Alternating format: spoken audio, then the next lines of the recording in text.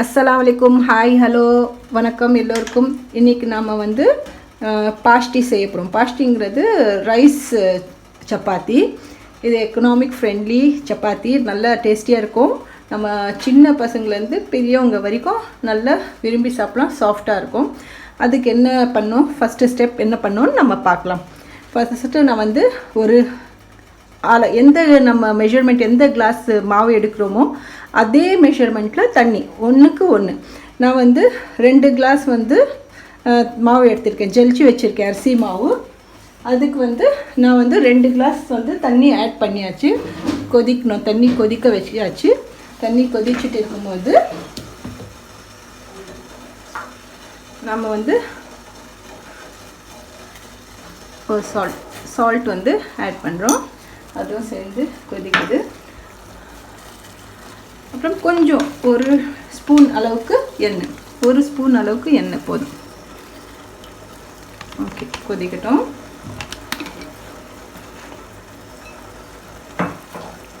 அரிசி மாவு இது.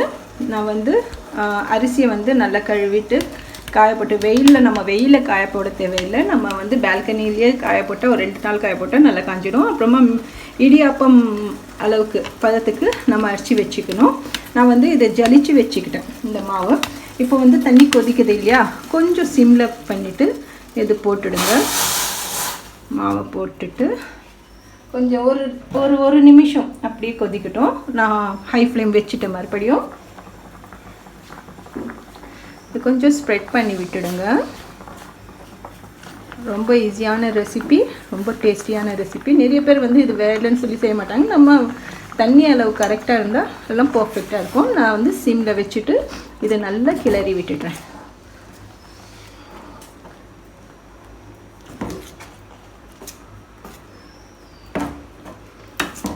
இது நல்லா வந்து மாவு பதத்துக்கு இவ்வளோ கிளறினா போதும். நல்லா கிளறி ஒரு 5 மினிட்ஸ் அப்படியே சிம்லேயே இருக்கட்டும். சரியா? இருந்துட்டு நம்ம வந்து கிளறிட்டே இருக்கலாம்.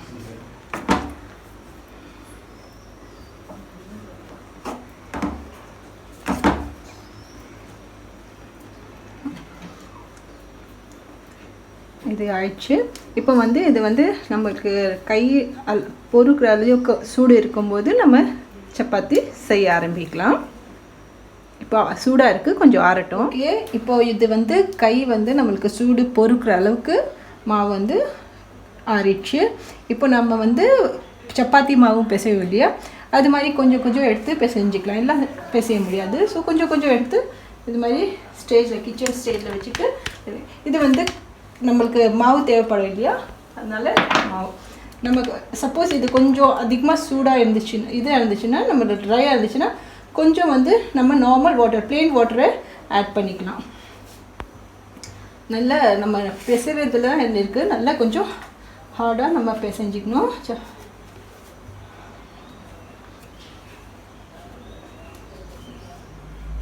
முடிஞ்ச அளவுக்கு தண்ணி நம்ம ஆட் பண்ண இல்லை, ஏன்னா அது தண்ணி ரொம்ப ஆட் பண்ணிட்டா நம்மளது வந்து சப்பாத்தி உடஞ்சிடும், சரியாக வராது.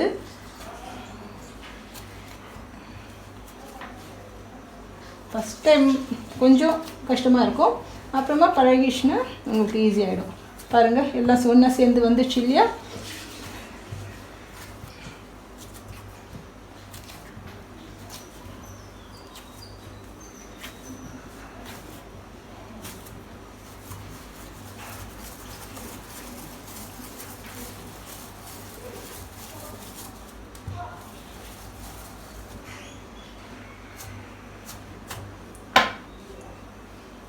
அவ்வளோதான், நம்ம வந்து சப்பாத்தி மாதிரி இது ஒரு அப்படியே ரோல் பண்ணிக்க வேண்டியது தான்.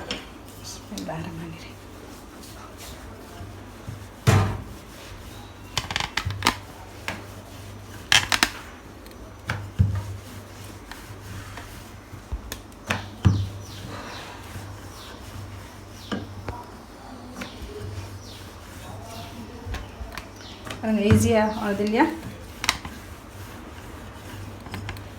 இப்போ நம்ம என்ன பண்ணோம்னா,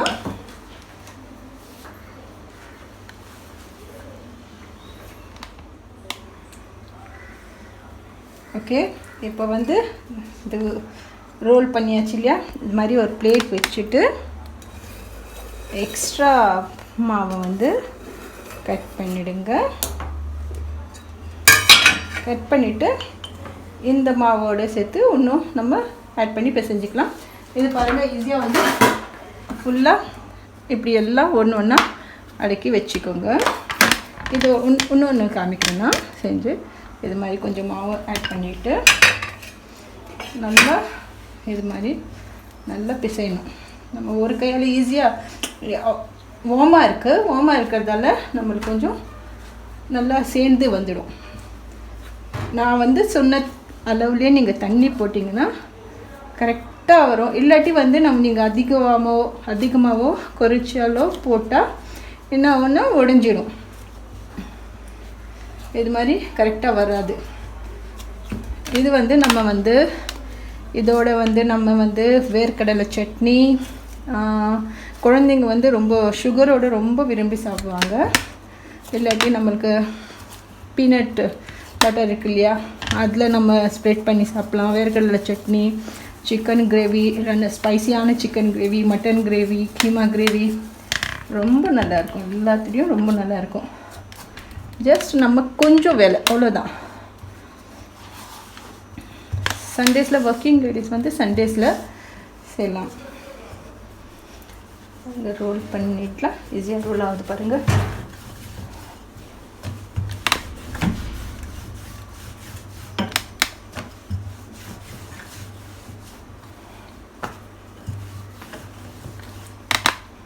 சப்போஸ் உங்கள் கிச்சன் ஸ்டேஜ் வந்து ரொம்ப திங்ஸ் இருந்துச்சுன்னா நீங்கள் வந்து ஒரு பிரியாணி செய்கிறோம் இல்லையா, அந்த பாத்திரத்தோட மூடி இருக்கு இல்லையா, அதை திருப்பி வச்சு நீங்கள் வந்து இது மாதிரி ரோல் பண்ணிக்கலாம்.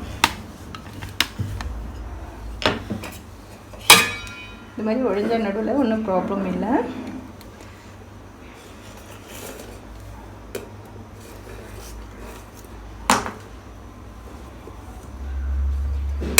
அவ்வளோதான். ஓகே, நம்ம வந்து இது வந்து ரோல் பண்ணி வச்சுட்டோம் இல்லையா. இப்போ தவா சூடாக இருக்குது. இப்போ இது வந்து ஜஸ்ட் ஒரு 3 மினிட்க்கும் வேண்டாம், ஒரு 2 மினிட்ஸ் இருந்தால் போதும்.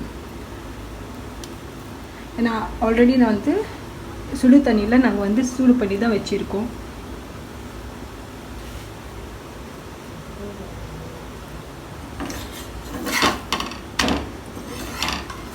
பாருங்கள், ஃப்ளிப் பண்ணியாச்சு.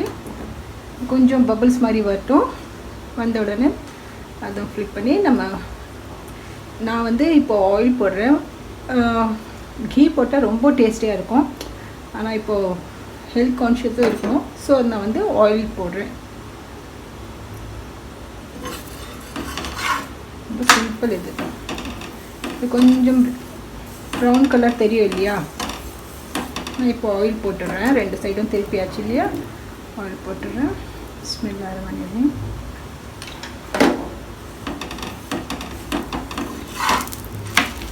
பாருங்கள், இதுதான் ப்ரௌனாக இருக்குது. அவ்வளோதான்.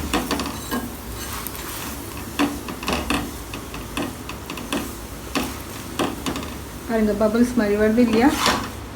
பபிள்ஸ் வந்தாலே உள்ளே நல்லா வெந்துச்சுன்னு அர்த்தம். பாருங்கள், இந்த கலர் இருந்தால் போதும். ஏன்னா இது ரைஸ் சப்பாத்தி, இதுக்கு நாங்கள் பாஷ்டி சொல்லுவோம். அப்போ இன்னொன்று செஞ்சு காமிக்கிறேன். ஜஸ்ட் ஒரு 2 மினிட்ஸ் இருங்க. ஆக்சுவலி இப்போது ஸ்கூல்ஸும் ஸ்டார்ட் ஆயிடுச்சு. காலையில் நீங்கள் வந்து குழந்தைங்களுக்கு இது லஞ்சாகவும் மதியம் கொடுத்து அனுப்பலாம்.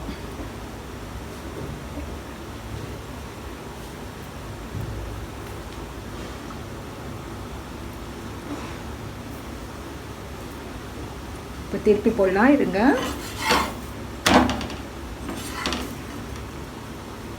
அது கொஞ்சம் பபுள்ஸ் வந்துச்சுன்னா இந்த சைட் தெரியும் நம்மளுக்கே.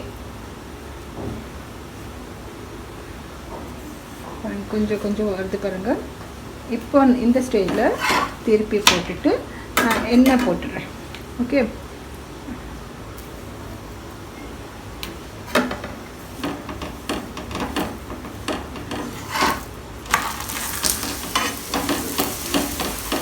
நம்ம கீ போட்டால் அப்படியே